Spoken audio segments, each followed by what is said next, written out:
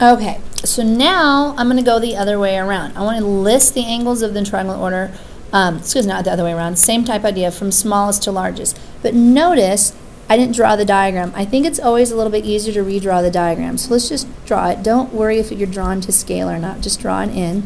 We know the length of segment DE is 15. The length of segment EF is 18. And obviously I did not draw this to scale. DF is 5. We should sit there and think about what we know on this one. We know we're supposed to name it from smallest to largest for our angles. Now, what is our smallest side? 5, right? So here's your smallest. That's your baby bear side. So that means E, even though I didn't draw it that way, should be your smallest angle, your shortest angle. You know what I mean? The littlest that you could get. Then our medium one, our middle, our mama, is 15. That means it is opposite angle F, so that should be your middle one also. And then our largest, our papa bear one, the largest one should be across from D, so that's the largest, the papa. So go in order then, what's the smallest? The smallest is E, so angle E is first.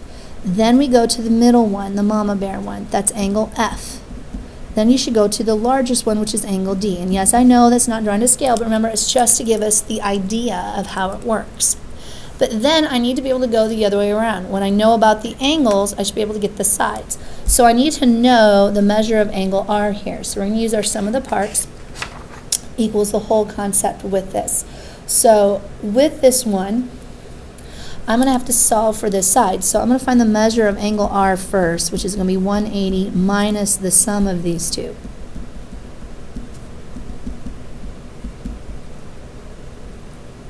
Which is going to be 48 degrees. So I'm going to put this angle as my 48 degrees. Now I can use it to solve for the different ones. Now, it is obviously the smallest angle. So that means it has to be opposite the shortest side. So this would have to be the shortest one. Now, where's my middle angle? Okay, my middle angle is this one right here, the 60 degrees. So that means this has to be our medium length side.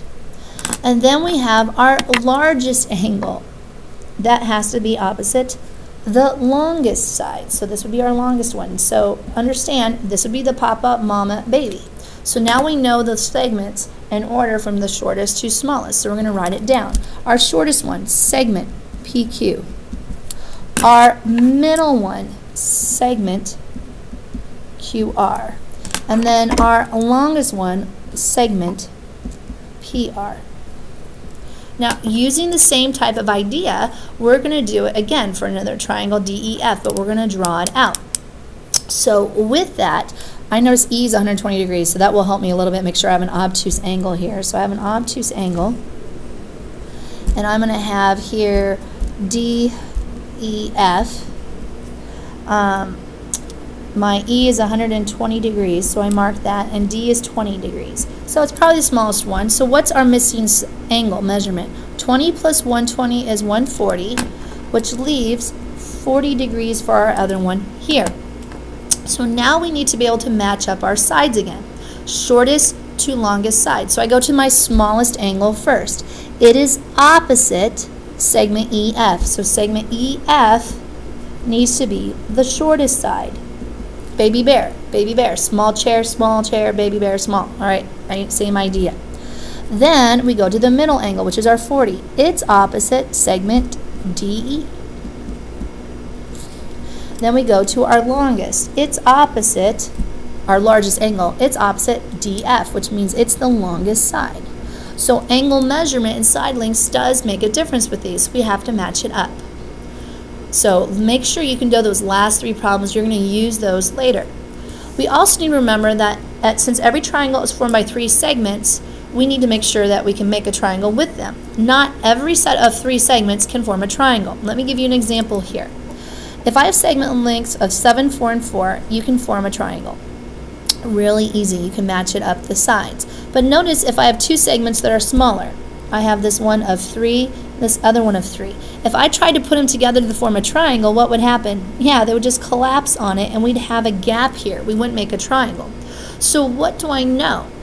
when I add those together, they have to be bigger than my third side. So any two sides have to be bigger than the third side. So let's go ahead and let's write that down in our theorem, and that's probably one of the key things from today's lesson, and then we'll work the problems together.